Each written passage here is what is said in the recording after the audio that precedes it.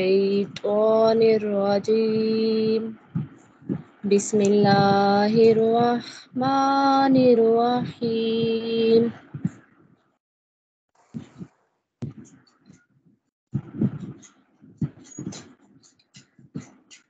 والقدر وما أدراك ما القدر والقدر خير من ألف شهر تنزل الملائكة والروح فيها بإذن ربهم من كل أمر سلام هي حتى مطلع الفجر آمنت بالله صدق الله العظيم.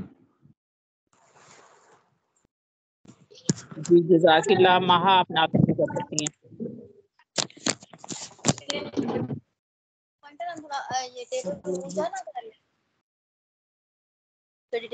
تم پر میں لاکھ جان سے قربان یا رسول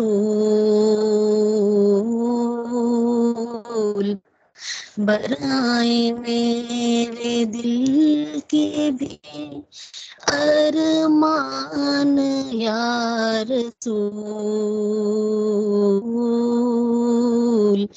تم پر میں لاکھ جان سے قربان یا رسول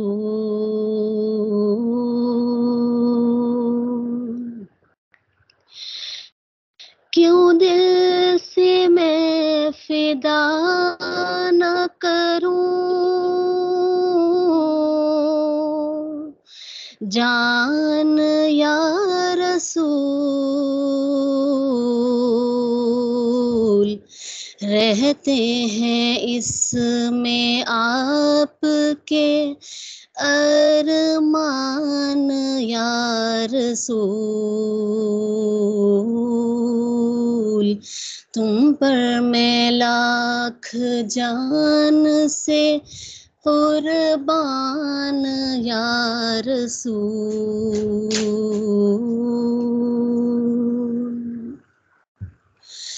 کشتا ہوں روح پاک کا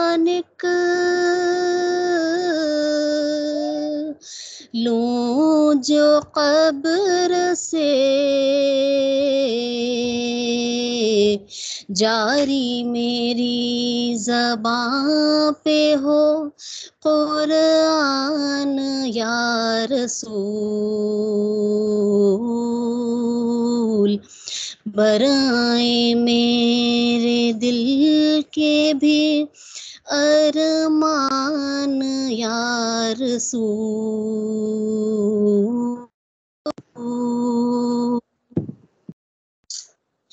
دنیا سے اور کچھ نہیں مطلوب ہے مجھے لے جاؤں میں اپنے ساتھ ایمان یا رسول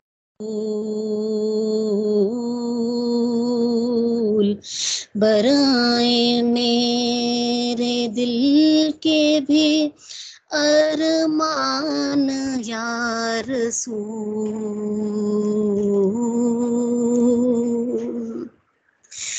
مشکل کشاں ہے آپ امیر آپ کا غلام اب اس کی مشکلیں بھی ہو آسان یا رسول برائے میرے دل کے بھی ارمان یا رسول تم پر میں لاکھ جان سے قربان یا رسول صلی اللہ علیہ وسلم. صدق اللہ العظیم.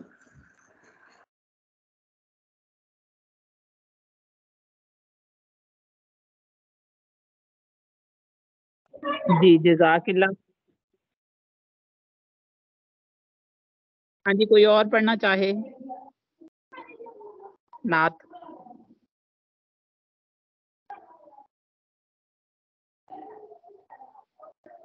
آپ میں سے کوئی اور نعت پڑھنا چاہتا ہے؟ میم میں پڑھ دوں؟ اس میں منہ آپ سنا دیں. جی میم. کیسی ہیں آپ میم؟ جی بالکل پڑھے. میمونہ آج میری آواز کلیئر ہے کہ آج بھی پرابلم ہے؟ میم اب تو بہت اچھی آواز آ رہی ہے، اب تو پرابلم نہیں لگ رہی، لیکن جب آپ وہ پڑھ رہی تھی نا اس وقت بالکل بھی نہیں آواز آ رہی تھی. اب تو بالکل صحیح آ رہی ہے آواز. چلیں ٹھیک ہے. آج بسم میں نے اللہ ٹیم الرحمن انسٹال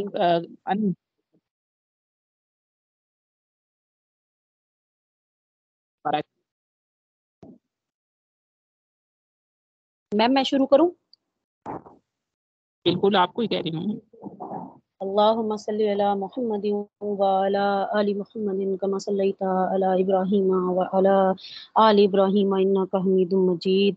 اللہم بارک علی محمد وعلی آل محمد کما بارکت علی ابراہیم وعلی آل ابراہیم انک حمید مجید.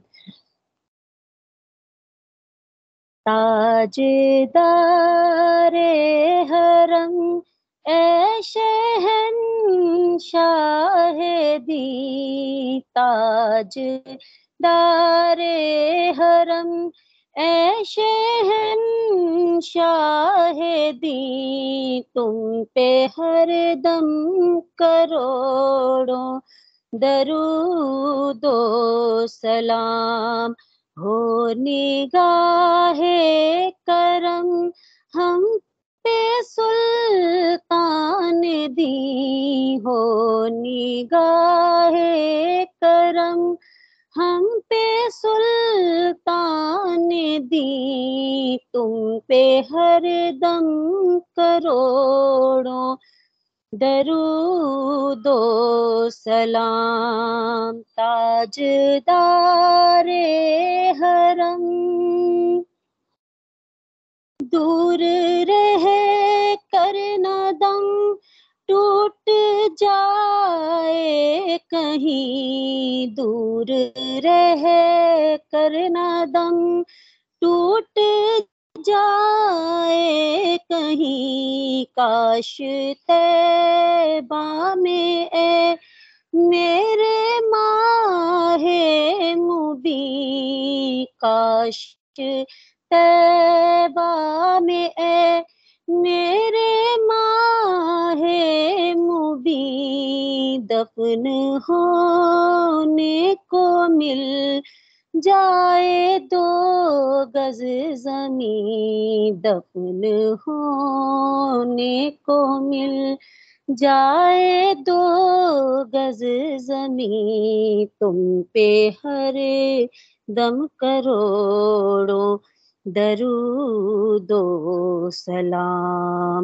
تاجدار حرم اے شہنشاہ دی، تاجدار حرم اے شہنشاہ دی، تم پہ ہر دم کروڑوں درود و سلام. تاجدار حرم کوئی حسن عمل پاس میرے نہیں، کوئی حسن عمل پاس میرے نہیں، بس نہ جاؤں قیامت میں مولا کہیں، پھنس نہ جاؤں قیامت میں مولا کہیں. اے شفیع امم لاج رکھنا تمہیں، اے شفیع امم لاج ہر دم کروڑوں درود و سلام، تاجدار حرم، تاجدار حرم، اے شہنشاہ دی، تم پہ ہر دم کروڑوں درود و سلام، ہو نگاہ کرم ہم پہ سلطان دی، ہو نگاہ کرم ہم پہ سلطان دی، تم پہ ہر دم کروڑوں درود و سلام، پھر بلا لو مدینے میں عطار کو، یہ تڑپتا ہے طیبہ کے دیدار کو، کوئی اس کے سوا آرزو ہی نہیں، کوئی اس کے سوا آرزو ہی نہیں، تم پہ ہر دم کروڑوں درود و سلام، تاجدار حرم، اے شہنشاہ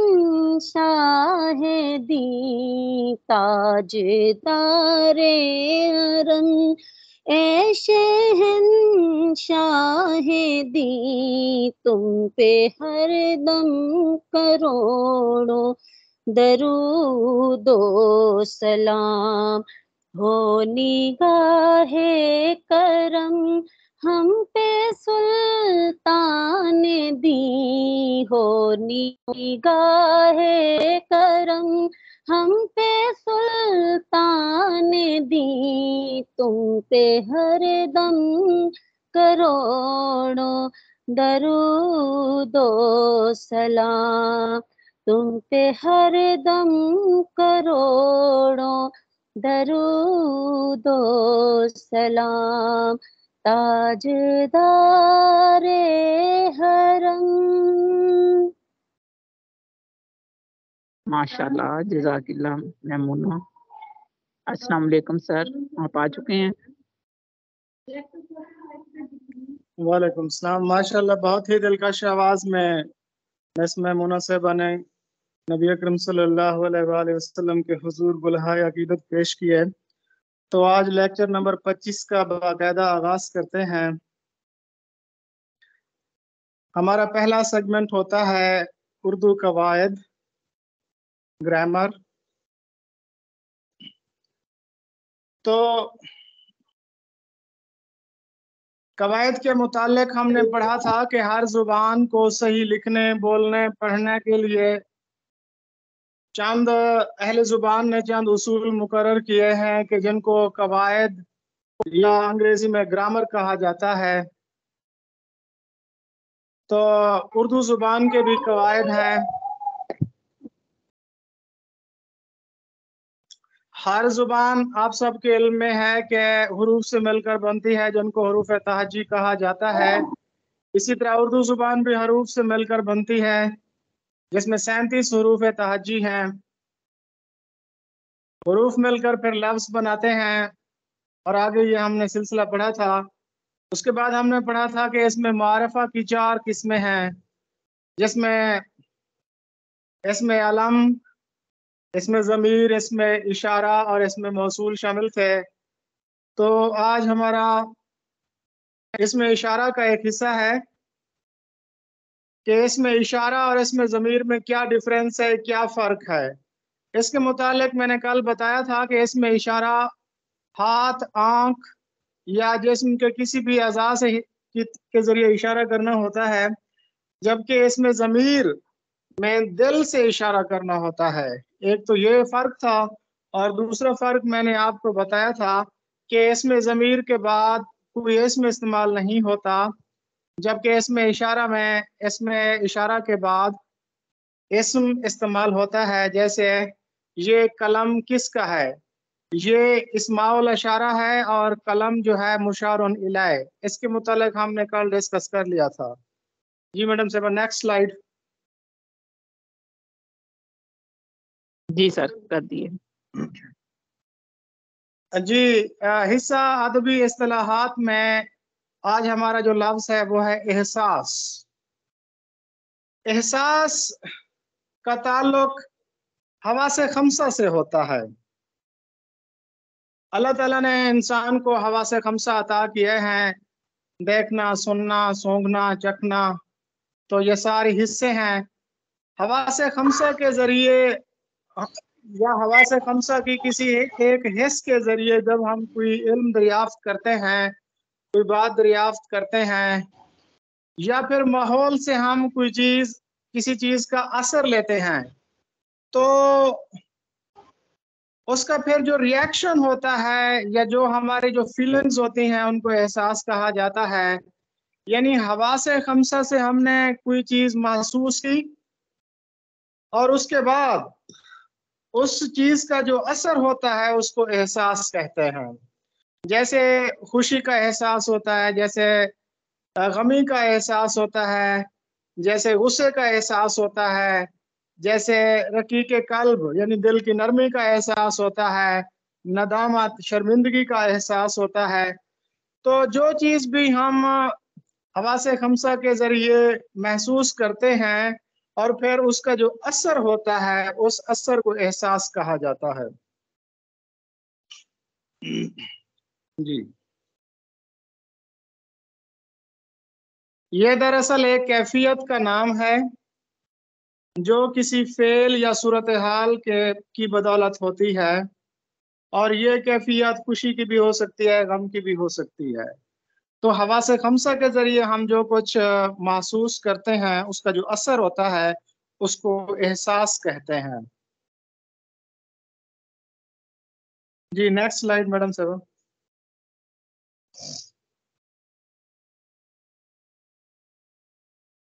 جی سر کر رہی ہوں، تھوڑا نیٹ ورک پرابلم ہے۔ جی جی نیٹ ورک کا پرابلم ہوتا ہے بالکل۔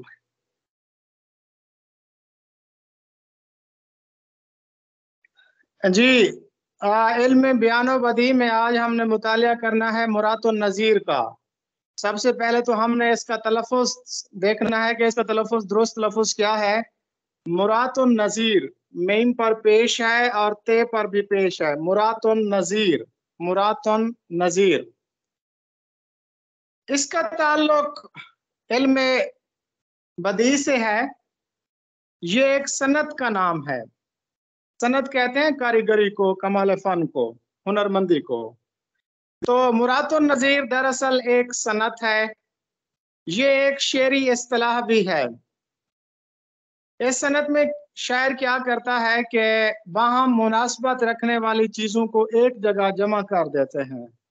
جیسے کسی شعر کے اندر چمن، پھول، سبزہ، گل، بلبل، ان سارے جو چیزیں ہیں مناسبت رکھنے والی ان سب کو جمع کر دینا۔ لیکن جمع یوں کرنا کہ ان چیزوں میں تضاد کا تعلق نہ ہو۔ اکثر ہمارے اسٹوڈنٹ لف و نشر اور مرات النظیر کی تعریف میں پریشان ہو جاتے ہیں۔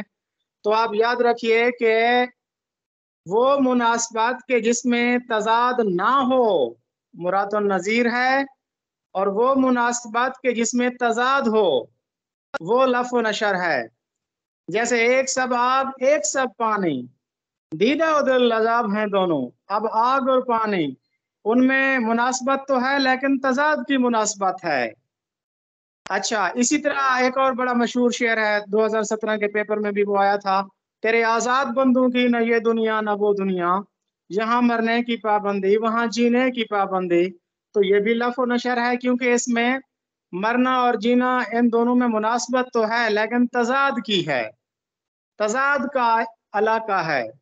تو تعریف میں اگر یہ آ جائے کہ الفاظ میں جو لفظی مناسبت ہوتی ہے ان کے درمیان اگر تضاد کا تعلق ہے تو وہ لف و نشر ہے، اور مناسبت لفظی اگر मुनासबत लफ्जी में अगर तजाद का ताल्लुक नहीं है तो वो मुराद व नजीर है। तो इसकी मिसाल देखते हैं। खत बढ़ा जुल्फें बढ़ी, काकुल बढ़े गैसू बढ़े, हुस्न की सरकार में जितने बढ़े हिंदू बढ़े। ये ज़ौक़ का शेर है। अब देखें, खत, काकुल, जुल्फें, काकुल और गैसू, ये बज़ाहिर तो एक जैसी चीजें हैं, लेकिन इनमें थोड़ा सा डिफरेंस है, वो जरा सुन लीजिए। सबसे पहले तो हम देखते हैं कि हिंदू, हिंदू का लुग़वी मतलब होता है काला। हिंदू का ये मतलब नहीं कि बुतों की पूजा करने वाला, हिंदू का मतलब होता है काला, ब्लैकिश। ये आर्यंस जब 5000 साल पहले हिंदुस्तान में आए थे तो उन्होंने देखा कि यहाँ के मकामी लोग ब्लैकिश हैं, पस्त कदोकामत के साथ उनकी जो रंगत है वो काली है, सांवली है। तो इसलिए फिर उन्होंने इसको हिंदू का नाम दिया। हिंदू संस्कृत जबान का लफ्ज है, आर्यंस की जबान संस्कृत थी ना। तो अब खत क्या होता है? खत ये होता है कि जब अहद शबाब में नौजवान बाले लड़के जब जवान हो रहे होते हैं तो उनके चेहरे पर सब्जी माहिल जो बाल निकल रहे होते हैं उनको खत कहा जाता है। और उर्दू में सब्ज़ा खत की तरकीब भी इस्तेमाल होती है। वो जैसे गालिब ने कहा था ना कि सब्ज़ा खत से तेरा काकुल सरकश न दबा, तो सब्ज़ा खत वो जो चेहरे पर अहद शबाब में जो जब बाल नए नए नमूदार हो रहे होते हैं तो उस वक्त चेहरे पर हल्की हल्की जो सब्ज माइल बाल होते हैं उनको खत कहा जाता है। तो चेहरे पर जो हल्के हल्के बाल होते हैं जो आपके अहद शबाब की अलामत होते हैं, शबाब में दाखिल होने की अलामत होते हैं, तो उनको खत कहा जाता है। उसके बाद है जुल्फ। जुल्फ किसे कहते हैं? जुल्फ अरबी जुबान का लफ्ज है। रात का जो पहला पहर होता है उसको जुल्फ कहा जाता है। रात के पहले पहर को जुल्फ कहा जाता है। तो वैसे तो आमतौर पर हर बालों को ही जुल्फ कहा जाता है, लेकिन इसमें थोड़ा सा फर्क है। ऐसे बाल जो कानों के ऊपर और गर्दन के ऊपर रहते हैं, कानों के ऊपर और गर्दन के ऊपर सर के जो बाल होते हैं बड़े बड़े, उनको जुल्फ कहा जाता है। और ये जो जुल्फे हैं ये नबी सल्लल्लाहु अलैहि वसल्लम की सुन्नत भी हैं। उसके बाद है काकुल। काकुल किसे कहते हैं? काकुल कहते हैं बालों की लट। वो जो खवातीन की एक बालों की लट जब उनके चेहरे के आगे लटकने लगती है ना, और बिल्कुल एक सुराही जैसी उसकी शक्ल और शबाहत हो जाती है, उसको कहा जाता है काकुल। काकुल उसी को कहा जाता है, खमे काकुल जिस तरह एक लफ्ज इस्तेमाल होता है। तो उसके बाद है गैसू। गैसू ये है कि जब चेहरे के दाएं और बाएं तरफ और यानी कि बालों को आप 3 हिस्सों में तकसीम करें, एक हिस्सा आप गर्दन पे डाल दें, दूसरा हिस्सा आप एक तरफ दाएं तरफ और तीसरा हिस्सा बाएं तरफ करके जो जब आप बालों को 3 किस्मों में तकसीम करते हैं तो उसको गैसू कहा जाता है। जैसे वो ये है ना कि वो गैसू संवार रहे हैं, उधर खम पे खम निकलता है तो इधर दम पे दम निकलता है। तो गैसू दरअसल वही बाल होते हैं कि जब महबूब बालों को संवार रहा होता है, उसको 3 हिस्सों में तकसीम करके वो कंघी दे रहा होता है, तो उसको गैसू कहते हैं। हुस्न की सरकार में जितने बढ़े हिंदू बढ़े।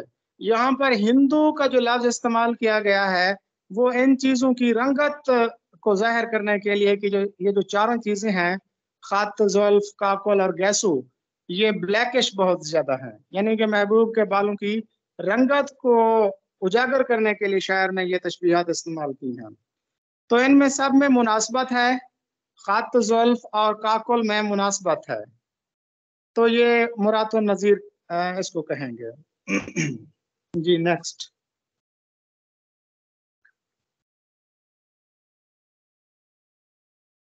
जी हमजा शहबाज ये वजीर आजम रहे थे कुछ दिनों के लिए। ये किस नंबर पर वजीर आजम थे? ये हमारे पंजाब के 18वें वजीर आजम थे।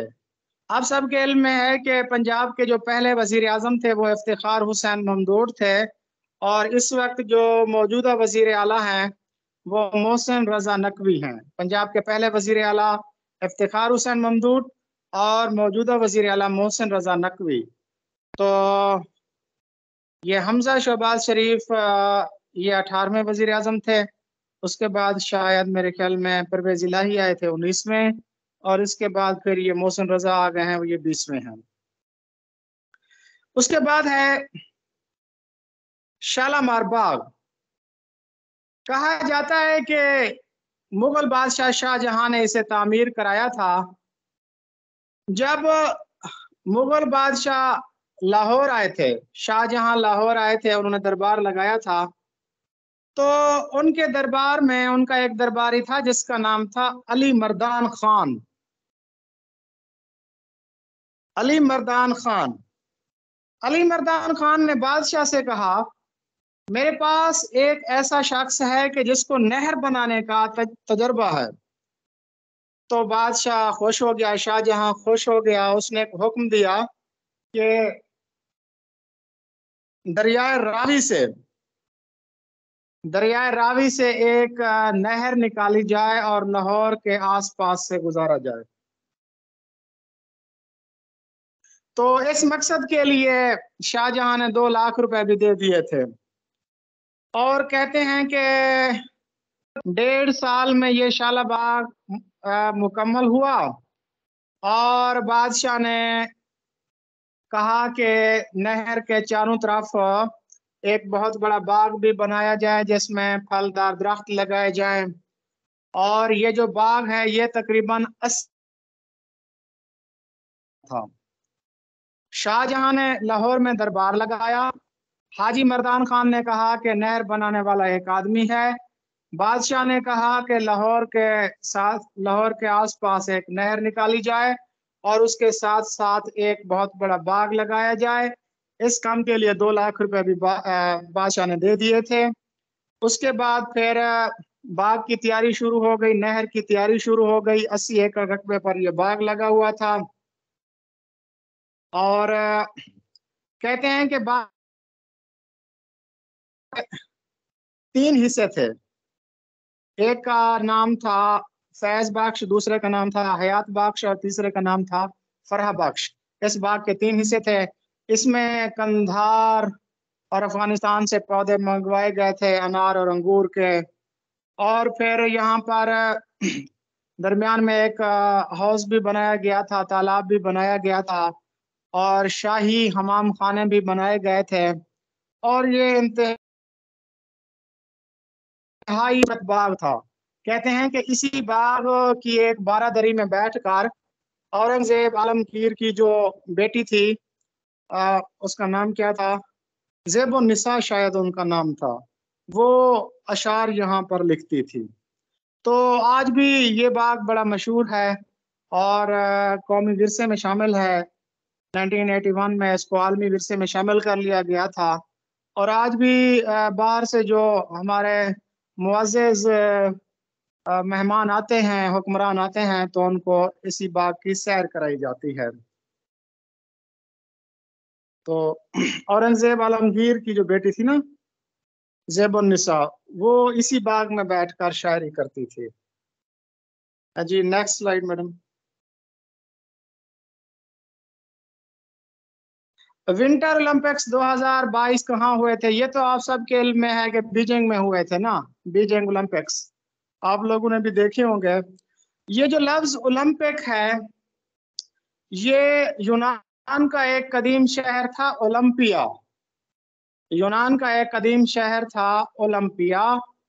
उस शहर में हर 4 साल के बाद अदबी और वर्जिशी मुकाबले होते थे।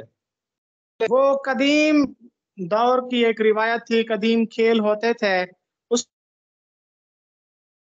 जदीद ओलंपिक्स का आगाज गलबन 1896 में हुआ था। उसके बाद फिर हर 4 साल के बाद ये ओलंपिक्स होते हैं। तो 2022 का जो ओलंपिक्स था वो बीजिंग में हुआ था, चीन में।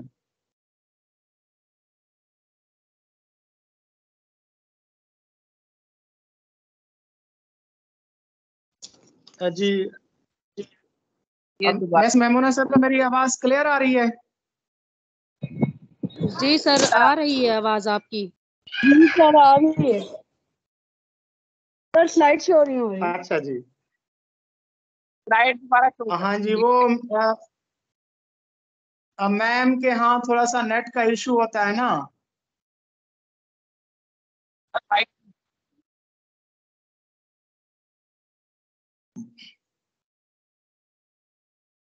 जी नेक्स्ट मरूज ये सर हमारी आपकी आवाज भी अकबरनामा। कट कट के आ रही है।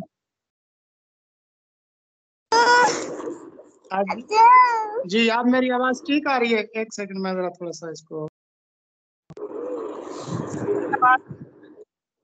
हाँ जी आप बताइए, आप मेरी आवाज ठीक आ रही है? सर आपकी जी सर आवाज अब ठीक बिल्कुल ठीक सर आ रही है, ठीक लेकिन उस बहन आ की रही है। तरफ कोई मसला है, क्योंकि उनकी अपनी आवाज भी बीच में कट कट के आ रही है। सर हाँ आपकी जी, शुरू अब से ही बिल्कुल ठीक है।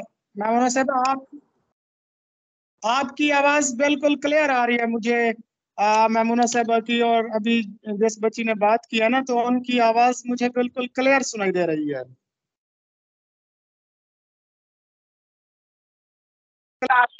जी नेक्स्ट मरूजी पढ़ते हैं अकबरनामा। अकबरनामा किसने लिखा था? आप सबके इल्म में है कि मुगल बादशाह अकबर के 9 रतन थे, जिनमें से एक अबू अल फाजल फैजी भी थे। अबू अल फाजल फैजी ने एक किताब लिखी थी जिसका नाम था अकबरनामा। इसमें उन्होंने मुगल शहनशाह अकबर आजम की जिंदगी के अहवाल बयान किए थे, और ये किताब फारसी में लिखी गई थी। कहा जाता है कि अकबरनामा की 3 जिल्दें हैं। पहली जिल्द में तैमूर से लेकर हुमायूं तक की तारीख है। अच्छा, दूसरी जिल्द में अकबर के जमाने के जो आइन थे, कवानीन थे, ये जो आइन अकबरी है ना, ये दरअसल अकबरनामा का दूसरी जिल्द है, ये दरअसल अकबरनामे की, जो कि अबू अल फाजल फैजी ने लिखी थी। और फिर इसकी तीसरी जिल्द भी है, जिसमें अकबर की जो है ना, अकबर की हुकूमत से लेकर उसके मरने तक के वाकयात हैं। तो अकबरनामा अबू अल फाजल फैजी ने लिखी है। इसकी 3 जिल्दें हैं। पहली जिल्द में तैमूर से हुमायूं तक के वाकयात हैं। दूसरी जिल्द में आइन अकबरी, यानी कि अकबर के अहद के रसूमात और रिवाज और कवानीन के मुतालिक बताया गया है। तीसरी जिल्द में अकबर के अहद और उसके मरने तक के वाकयात का जिक्र किया गया है, और यह फारसी जबान में लिखी गई थी। पाकिस्तान का पहला सिविल मार्शल लॉ एडमिनिस्ट्रेटर, ये तो आप सबके इल्म में है, जुल्फकार अली भुट्टो को जो है ना सिविल मार्शल लॉ एडमिनिस्ट्रेटर कहा जाता है। जी नेक्स्ट हमारा सेगमेंट है डॉक्टर सलीम अख्तर की तारीख से जाफर जटली। ये 1658 में 1658 में हरियाणा में पैदा हुए थे, और फिर 1700 गालबन 13 है कि जब फर्रुख सयार ने इनको फांसी की सजा सुनाई थी। तो इनका असल नाम मोहम्मद जाफर था, इनका तखल्लुस जटली था। जटल कहते हैं बेमानी और बेराब्त गुफ्तगू करने वाले को। ये बादशाहों के खिलाफ लिखता था। इसने औरंगजेब आलमगीर के खिलाफ भी लिखा, इसने शहजादा काम बख्श के खिलाफ भी लिखा, और इसने फर्रुख सयार के खिलाफ भी लिखा। और फर्रुख सयार जो है ना 1716 में, गालबान 13 नहीं 1716 में वो फर्रुख सयार अपने दुश्मनों को जूतों के तस्मे से गला घोंट कर मरवाता था। तो उसने भी जाफर जटली का गला घोंट कर, तस्मे से गला घोंट कर उसको मरवा दिया था। कहा जाता है कि जाफर जटली के कलाम में तंज भी है, ज़राफत भी है, हाजिल गोई भी है, हजवियात भी है, फहाशी भी है, उरियानी भी है, फक्कड़पन भी है, और रशीद हसन खान ने कुलियात जटल को मुरतब किया है और वो इसे पहला उर्दू का पहला हजब गो शायर भी करार देते हैं और पहला आशोब निगार शायर भी इसी को करार दिया जाता है। तो इनका कलाम कुछ बेहतर भी है, जैसे खसम को जोरू उठ मारे, गिरे बाप का फाड़े, जनू से मर्द भी हारे, अजब ये दौर आया है, दगल करते फिरे दगले, चुगल करते फिरे चुगले, शगल करते फिरे शगले, अजीब ये दौर आया है। तो ये चंद अशार भी जाफर जटल लिखे थे। उसके बाद है इनका असल ठीक है जी, सूफी शायर ख्वाजा मीर दर्द। ख्वाजा मीर दर्द के मुतालिक हम पिछले लेक्चर्स में कंप्लीट पढ़ चुके हैं। इनके एक भाई भी थे, ख्वाजा मीर असर उन जिनका नाम था, असर उनका तखल्लुस था। कहा जाता है ख्वाजा मीर असर के बारे में ज्यादा मालूमात तो नहीं है, बस उनका एक दीवान है और उनकी एक मसनवी है। वैसे ख्वाबो ख्याल मसनवी मीर तकी मीर की भी है, लेकिन दोनों में डिफरेंस क्या है? अब कौन सी मसनवी ज्यादा बेस्ट है और किस मसनवी के मुतालिक पूछा जाता है? तो जहां पर लफ्ज है ना कि ख्वाबो ख्याल किसकी मसनवी है, तो आपने ख्वाजा मीर असर को टेक करना है, क्योंकि ख्वाजा मीर असर की जो मसनवी ख्वाबो ख्याल है ना, नकाद कहते हैं, उसमें रिवायत की बजाय अर्जियत है, यानी उसमें जो इश्क के हकीकी तजर्बात बयान किए गए हैं, वो जो इश्क की एक रिवायत है ना, मसनवी ख्वाबो ख्याल में तो जो मीर तकी मीर की मसनवी है उसमें आपको इश्क की रिवायत मिलती है, लेकिन जो ख्वाजा मीर असर की मसनवी है उसमें अर्जियत मिलती है, यानी इश्क के हकीकी तजर्बात मिलते हैं। आप सब ने ये अशार तो सुने होंगे ना, जग में आकर इधर उधर देखा, तू ही आया नजर जिधर देखा। हम लोग समझते हैं कि ये ख्वाजा मीर दर्द का शेर है, नहीं, ये मसनवी ख्वाबो ख्याल का शेर है। जग में आकर इधर उधर देखा, तू ही आया नजर जिधर देखा। और रिसेंटली तो ये गजल मतलब इन अशार को गाया भी गया है। अर्जो समा कहाँ तेरी वुसअत को पा सके, मेरा ही दिल है वो कि जहां तू समा सके।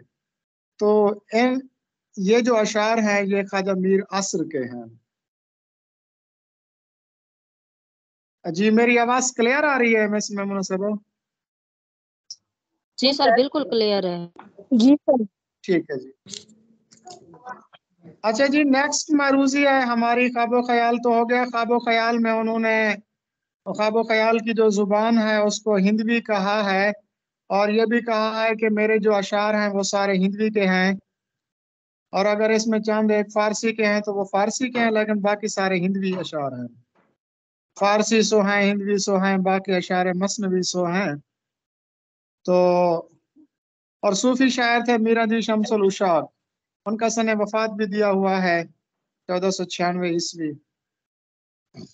जी नेक्स्ट स्लाइड मैडम साहबा। अब जरा बहमनी सल्तनत को देखते हैं। बहमनी सल्तनत का क़याम कब अमल में आया? सुल्तान मोहम्मद बिन तुगलक, जिसने 1342 में दक्कन को फतह किया, और दक्कन में चूंकि दक्कन और दिल्ली में तकरीबन कोई 700 मील का फासला है, तो उसने दक्कन में अपना एक सूबेदार, अपना एक वजीर आजम, अपना एक गवर्नर, अपना एक नायब बनाया, और उसका नाम था जफर खान। 1342 ईस्वी में मोहम्मद बिन तुगलक ने दक्कन फतह करने के बाद जफर खान को उस इलाके का सूबेदार मुकर्रर किया। उस बंदे ने 4-5 साल तो वो मरकज से जुड़ा रहा। फिर 1347 में जफर खान ने दक्कन के जो छोटे छोटे सरदार थे, जो छोटी छोटी रियासतें थीं, सबको अपने साथ मिला लिया और मरकज से बगावत करके खुद ही बादशाह बन गया। और बादशाह बनने के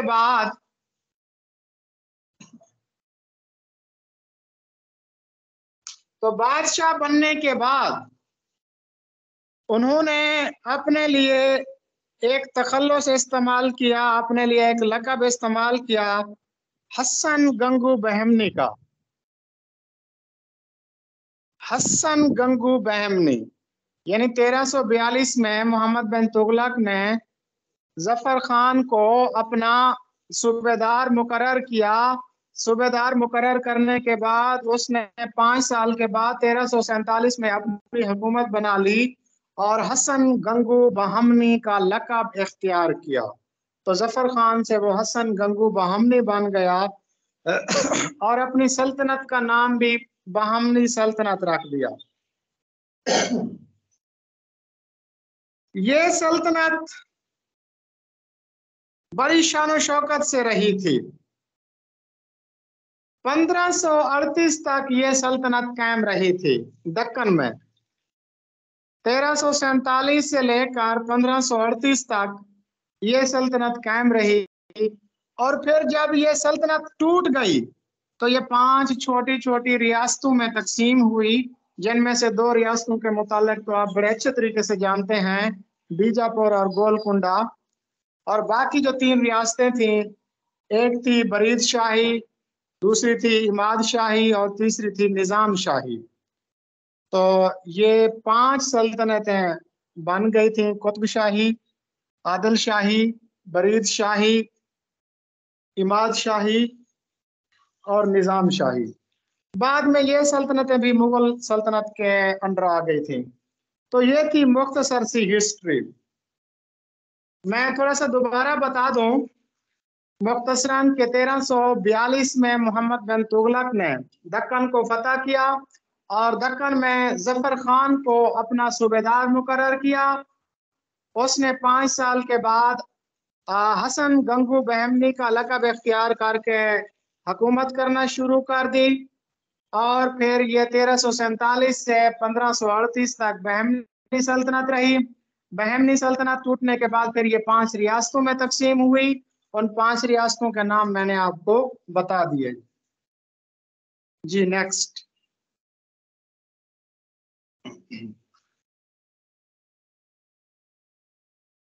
जी पिछली स्लाइड कीजिए मैडम साहब, उसमें थोड़ी सी कुछ चीजें हैं, देखते हैं। हाँ जी, बहमनी सल्तनत जब टूटी तो 5 छोटी रियासतों में तकसीम हुई। उन रियासतों के नाम मैंने आपको बता दिए।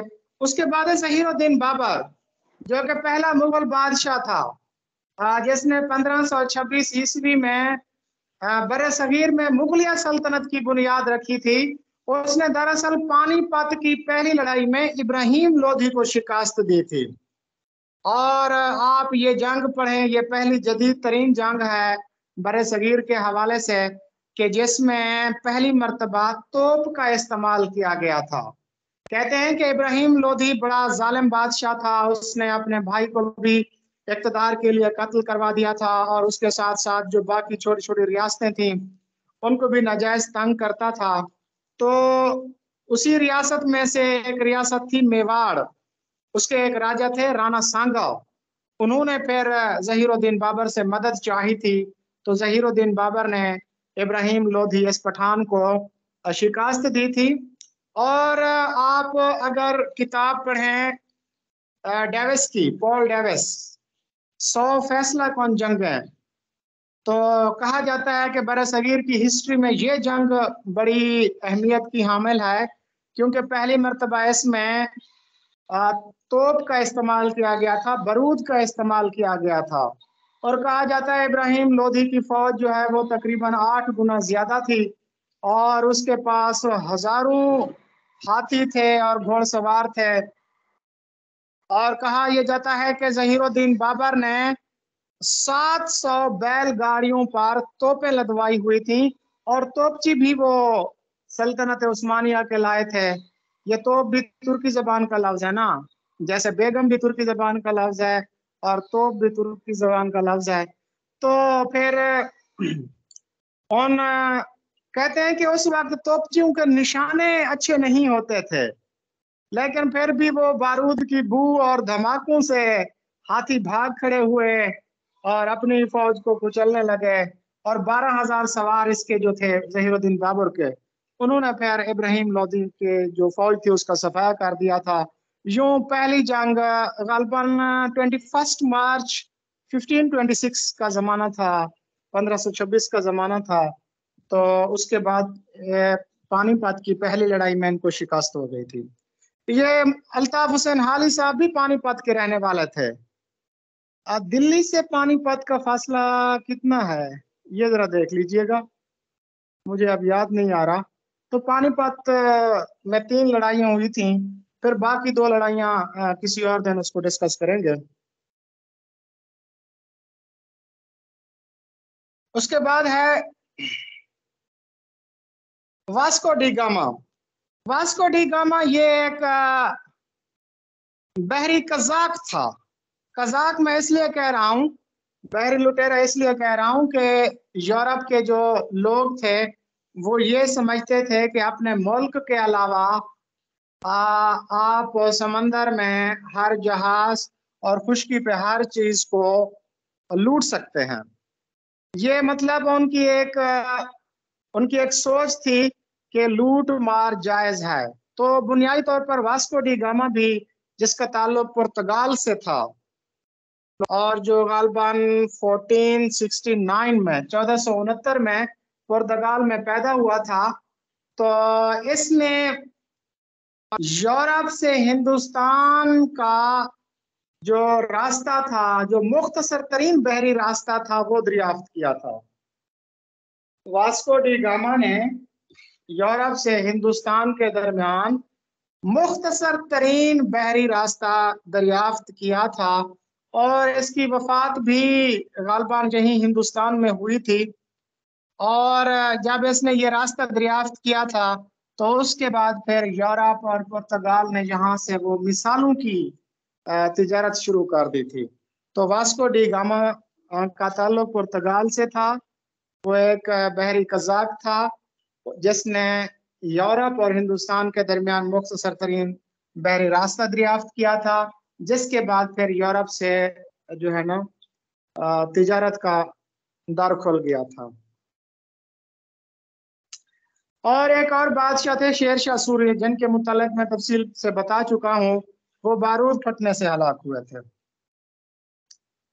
جی میڈم صاحب نیکسٹ کیجئے.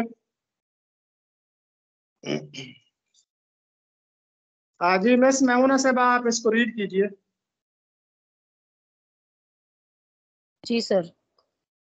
پیر فرتوت کی ترکیب کن معنوں میں مستعمل ہے؟ جی پیر فرتوت کہتے ہیں کہ ایسا شخص جو بہت زیادہ بوڑھا ہو چکا ہو، بہت زیادہ بوڑھا. ایک ہوتا ہے پیر مغاں، وہ شراب خانے کا بوڑھا مالک ہوتا ہے، اور ایک ہوتا ہے پیر فرتوت، یعنی جو بہت زیادہ بوڑھا ہو چکا ہو، از حد بوڑھا. دختر رزق کا مفہوم ہے؟ جی دختر رز، اس کے متعلق بھی ہم پڑھ چکے ہیں. انگور کی بیٹی مراد ہے شراب. شیخ و شباب کے کیا معنی ہیں؟ یہ ذرا درستی فرما لیں، یہ لفظ شیخ و شاب ہے، شباب نہیں ہے. شباب تو عہد جوانی ہوتا ہے، جبکہ شاب کا مطلب ہوتا ہے جوان. شاب جوان، شباب عہد جوانی. تو یہ درست لفظ ہے شیخ و شاب، یعنی کہ بوڑھے اور جوان.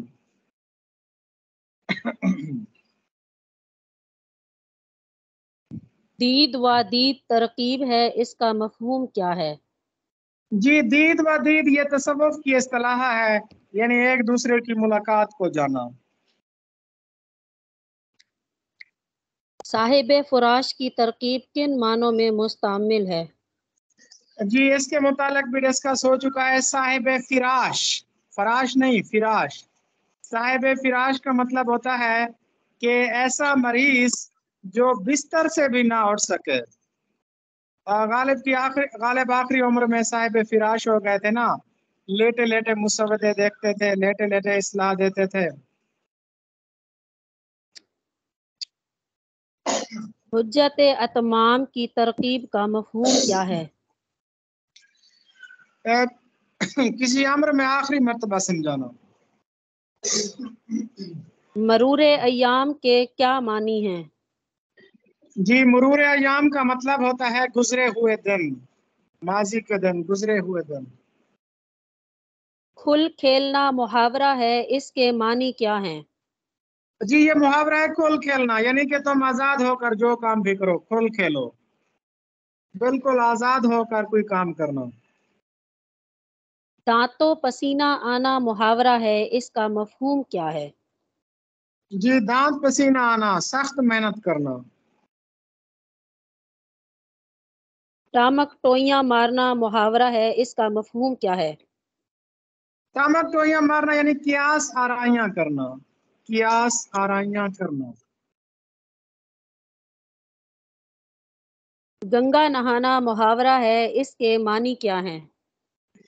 گنگا دراصل ایک پوتر دریا کا نام ہے. ہندو اسے مقدس دریا سمجھتے ہیں اور اپنے مردوں وغیرہ کی راکھ بھی گنگا میں نہاتے ہیں، اور صبح کے وقت گنگا میں ہندو اشنان بھی کرتے ہیں. اور گنگا کے حوالے سے کافی محاورے بھی مشہور ہیں. الٹی گنگا بہنا یا بہانا بھی ایک محاورہ ہے. تو گنگا بہانا کا مطلب ہوتا ہے کسی مشکل کام کو سر انجام دینا. جی سبک سر ہونا محاورہ ہے، اس کا مفہوم کیا ہے؟ جی، سبک سر ہونا کا مطلب ہے بے وقار ہونا، کمتار ہونا، ذلیل ہونا، بدخصلت ہونا، کمینہ ہونا، یہ سارے اسی معنوں میں استعمال ہوتے ہیں. گرہ سے باندھنا محاورہ ہے، اس کا مطلب کیا ہے؟ ہاں جی، گرہ سے کہتے ہیں کسی چیز کو اچھے طریقے سے یاد کر لینا، گرہ سے باندھ لینا.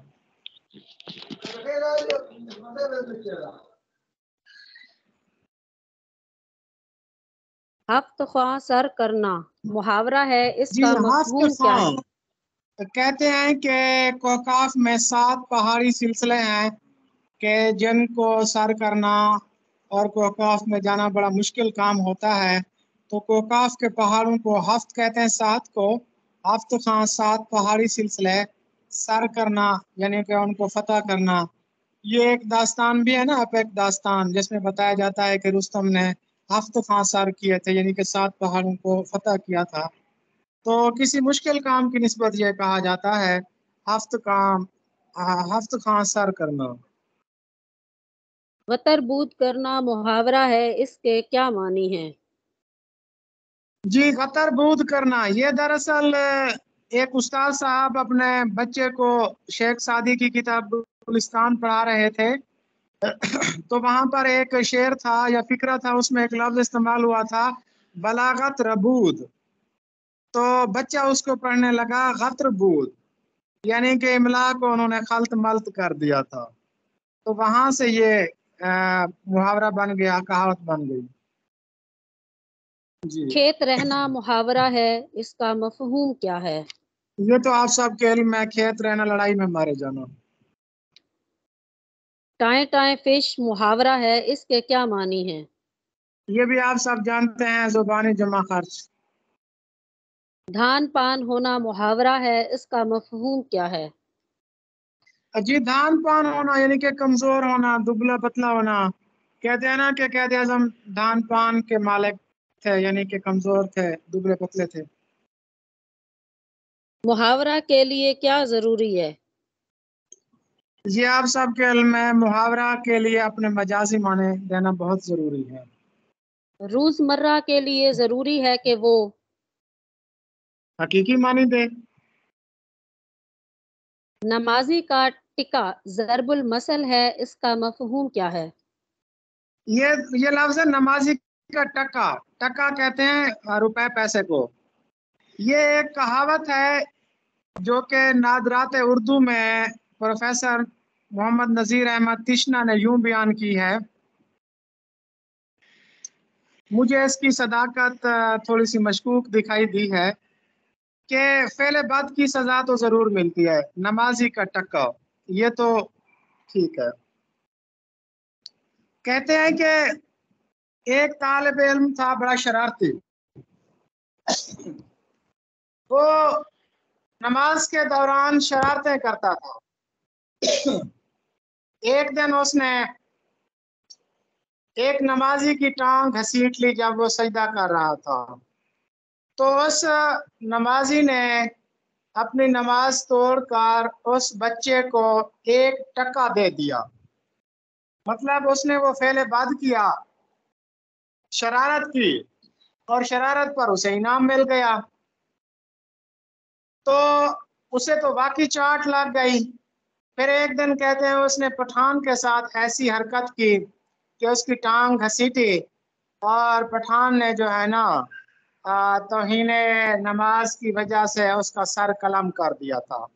तो तब से ये मुहावरा इजाद हुआ कि नमाजी का टक्का यानी फेले बद की सजा जरूर मिलती है। सर मेरे अब्बू ये मुहावरा बहुत इस्तेमाल करते हैं, लेकिन मैंने कभी पूछा नहीं था। अच्छा, तो फेले और टिक्का और चीज होता है, नमाजी का टिक्का भी मेरे ख्याल में होता है। वो जो कोई बंदा अगर 5 वक्त नमाज अदा करे तो उसके माथे पे एक मोहरा बन जाता है, एक टिक्का बन जाता है। तो उर्दू शोरा शायरी में उस टिक्के को जो है ना वो मलामत का टिक्का समझा जाता है, मुनाफकत का टिक्का समझा जाता है, क्योंकि सूफी शोरा और जो क्लासिकी शोरा थे वो तस्बीह, टिक्के, पगड़ी, दस्तार, जुब्बा, कुर्ता और वो जो सारी शेख के साथ वाबस्ता चीजें थी उनसे बेजार थे। अब आपके अबू जी पता नहीं वो कौन सा टिक्का कहते हैं, नमाजी का टिक्का या वो नमाजी का सर टक्का। यही उन्होंने कहानी भी सुनाई थी, ये पैसे देने वाली। अच्छा अच्छा, सही है सही है। लफ्ज पहनावा कवायद की रूह से क्या है? अजी ये पढ़ चुके हैं, पहनना से हासिल मस्तर है, मुश्तक है। हिजों के एतबार से कौन सा लफ्ज दुरुस्त है? सर ये चौधरी वाला भी हो गया है सर, आपने बताया था इसके बारे में भी। जी बिल्कुल, तो टाइम भी हमारा तकरीबन कंप्लीट हो गया है। सर तो आज का इसमें ना लेक्चर 5-6 जो मारूजियां हैं वो हमने बिल्कुल कर ली हुई हैं, लेकिन अगर आप कहेंगे तो मैं पढ़ दूंगी। चलें जी, पढ़ दें, उसको कंप्लीट कर लेते हैं। किसी मेडिकल कॉलेज के तालिबे इल्म को डॉक्टर साहब कहना इल्म बयान की रूह से क्या है? जी मजाज मुरसल यानी कि मुस्तकबिल मुराद लेना, मौजूदा हालत को मुस्तकबिल से ताबीर करना, ये भी मजाज मुरसल की एक सूरत है। या मौजूदा हालत को माजी से ताबीर करना, यानी किसी थानेदार साहब को, रिटायर्ड थानेदार साहब को वैसे ही थानेदार साहब कहना, किसी मेडिकल के तालिब इल्म को डॉक्टर साहब कह देना। तो मौजूदा हालत को माजी से या मुस्तकबिल से ताबीर करना, ये मजाज मुरसल की 24 सूरतों में से 2 सूरतें हैं। जी नेक्स्ट। मेरा चांद आ गया, इस जुमले में इल्म बयान की कौन सी किस्म इस्तेमाल हुई है? जी मेरा चांद आ गया, ये इस्तियारा है। जब आप किसी चीज को हू बहू यानी उसकी पूरी की पूरी सिफत उधार ले लेते हैं तो इसको कहा जाता है इस्तारा, यानी मेरा चांद आ गया। अगर ये होता ना कि मेरा बेटा चांद जैसा खूबसूरत है तो ये तशबीह हो जाता, लेकिन ये इस्तियारा है कि मेरा चांद आ गया, मेरा शेर आ गया, मेरी हूर आ गई। आमद है करबला के नीस्ता में शेर की, इस मिसरे में इल्म बयान का कौन सा कायदा इस्तेमाल हुआ है?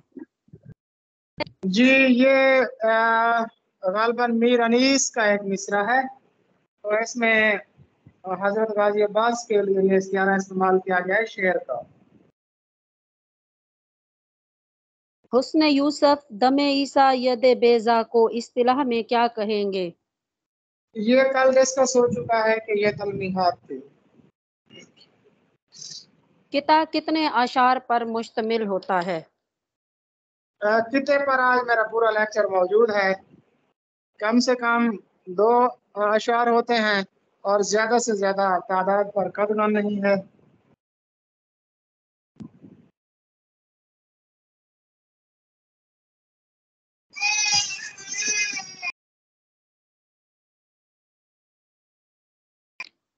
جی سر، تقریباً 28 معروضیاں ہو گئی ہیں اس کی بھی۔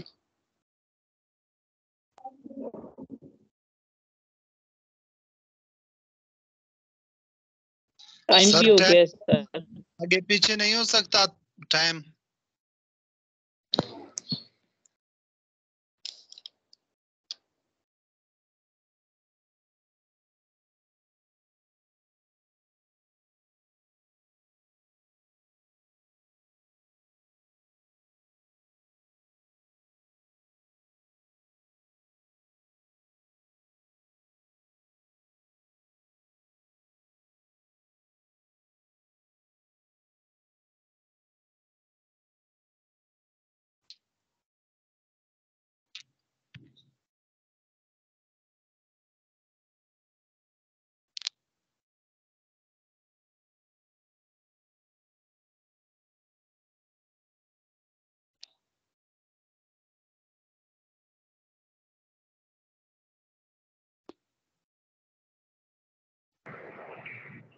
آواز نہیں آ رہی۔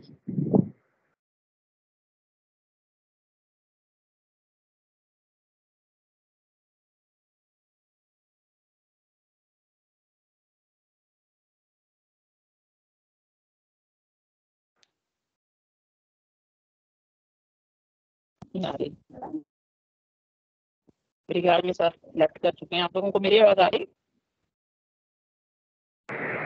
جی میم آپ کی آ رہی ہے۔ جی بالکل میم، آپ پہلے کی نہیں آواز اچھی طرح سے آ رہی ہے۔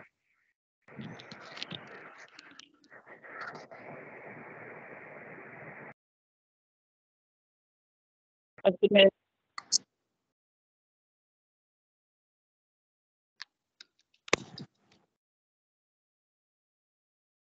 سر یہ ٹائم تھوڑا آگے نہیں ہو سکتا؟ 4:45 یا 4:30 بجے تو بہتر رہے گا۔